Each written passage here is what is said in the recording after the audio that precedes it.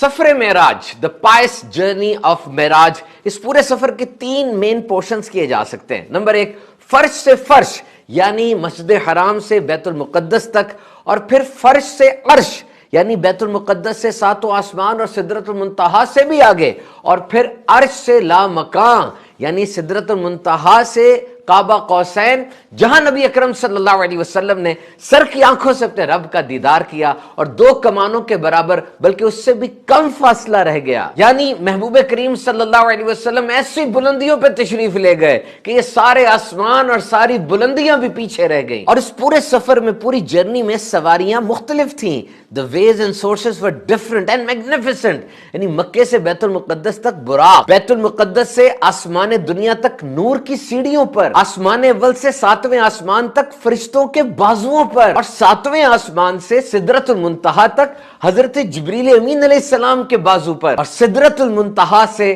کعبہ قوسین تک رف رف پر۔ And that was the fastest approach۔ جو سواریاں تھیں وہ ساری نورانی تھیں، اور واقعہ معراج most astonishing supremacy of holy prophet صلی اللہ تعالی علیہ وسلم، جس طرح قرآن مجید کو چیلنج نہیں کیا جا سکتا، اسی طرح واقعہ معراج کو بھی رہتی دنیا تک کوئی چیلنج نہیں کر سکتا۔ اور آج جدید دور میں تو سپیڈ کی بات کی جا رہی ہے، تیز ترین، فاسٹسٹ، اور ایسٹرو فزکس، اسپیس سائنس، یہ مون ٹریول کی بات کی جا رہی ہے۔ تو تیز ترین آبجیکٹ کیا ہے دنیا میں؟ سائنس کے مطابق وہ ہے لائٹ، روشنی۔ روشنی کی سپیڈ ہے 3 × 10⁻⁸ میٹر پر سیکنڈ، یعنی ایک دم آپ بتی جلائیں کیسے پھیل جاتی ہے؟ اس سے زیادہ تیز سپیڈ سائنس کے مطابق کسی کی نہیں ہے۔ اور یہ سورج جو ہم سے 147.7 ملین کلومیٹر دور ہے، اس سورج کی روشنی زمین تک 8 منٹ اور 2 سیکنڈ میں پہنچتی ہے۔ اور دنیا میں بھی انسان نے تیز ترین آبجیکٹس بنائے۔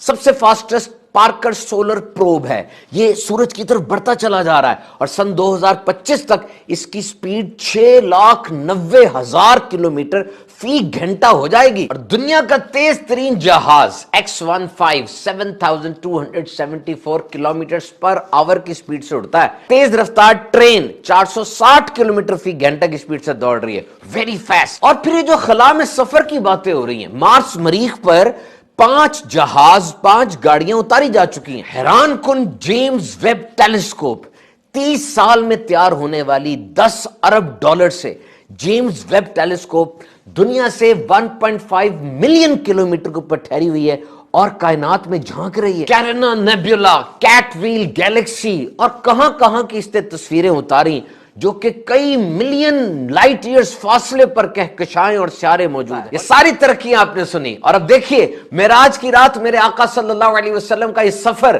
کہ حضور مسجد حرام سے مسجد اقصی تک آئے، پھر مسجد اقصی سے 7 آسمان، اوپر سدرۃ المنتہا، کعبہ قوسین، اپنے رب کا دیدار اپنے سر کی آنکھوں سے کیا، جنت اور دوزخ کے مشاہدات کیے، انبیاء سے ملاقاتیں، فرشتوں نے گریٹ کیا۔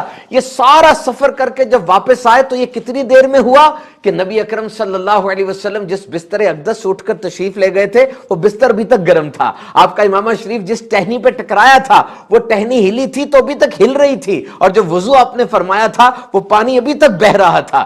انسانی عقل میں یہ بات آتی نہیں نا، تو سوچو جب ایک معجزہ حضور کا سمجھ نہیں آ رہا، پوری ذات مصطفیٰ کیسے سمجھ میں آ سکتی ہے؟ اور پھر جب سفر معراج میں نبی اکرم صلی اللہ علیہ وسلم اتنی سپیڈ سے ٹریول فرما رہے ہیں تو اس وقت آپ کا سٹیٹس کیا ہے کہ انسانی جسم اتنی سپیڈ سے ٹریول کر رہا ہے؟ تو صاف ظاہر ہے کہ نبی اکرم صلی اللہ علیہ وسلم نے جو کھانا تناول فرمایا، پانی پیا، صحابہ کے ساتھ معاملات کیے، یہ تو بشر ہونے کی دلیل ہے، لیکن یہ لامقام پہ جانا، اتنی سپیڈ سے ٹریول کرنا، اپنے سر کی آنکھوں سے رب تعالیٰ کا دیدار کرنا، اور اس لامقام میں جہاں نہ ڈائریکشن ہے، نہ سپیس ہے، نہ میٹر ہے، ٹائم ہے، یہ سب کیا ہے؟ تو ثابت ہوا کہ بشریت ہے تو کمال کی ہے، اور نورانیت ہے تو وہ بھی کمال کی ہے کہ وہ مقام جہاں نوریوں کے سردار حضرت جبریل امین علیہ السلام رک جاتے ہیں، میرے آقا صلی اللہ علیہ وسلم اس سے بھی آگے بڑھ جاتے ہیں۔ اور واقعہ معراج سے یہ بھی حکمت پتہ چلی کہ یہ ایسٹرو فزکس، یہ آسمان، یہ تارے، یہ چاند،